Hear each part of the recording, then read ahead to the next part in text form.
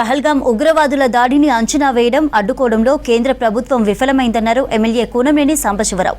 దేశ ప్రజల దృష్టిని మళ్లించే విధంగా మోదీ, అమిత్ షా ప్రకటనలు చేస్తున్నారని విమర్శిస్తున్నారు.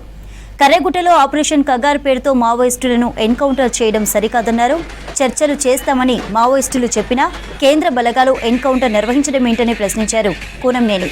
ఖమ్మం నగరానికి చెందిన వరద నరసింహారావుతో పాటు వందలాది మంది సిపిఐలో జాయిన్ అయ్యారు.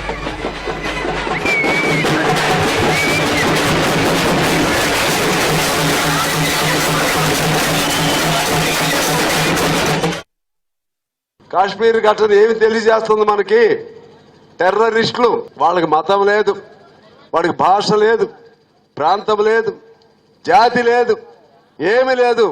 వాళ్ళు మూర్ఖులు కంటే ఇంకా ఇంకా ఇంకా గొప్ప పదవి ఏముంటుందో నాకు తెలియదు.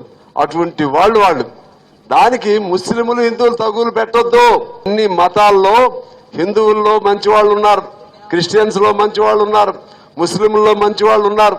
మంచితనం లేనివాడు ఎవడయ్యా అంటే, నేను నమ్మిందే రాజ్యం, నేను నమ్మిందే దైవం, నేను పూజించేవాడే దేవుడు, నేను నమ్మింది మతమే మతం అనేటువంటి మూర్ఖత్వం ఉండేటువంటి వాళ్ళు ఉన్నారే, వాళ్ళకి ఆ మూర్ఖత్వం ఎక్కువయ్యి అది చివరికి చాదస్తంగా మారి, ఆ చాదస్తం టెర్రరిజంగా మారి ఆ ముస్లింలు చంపారా లేదా?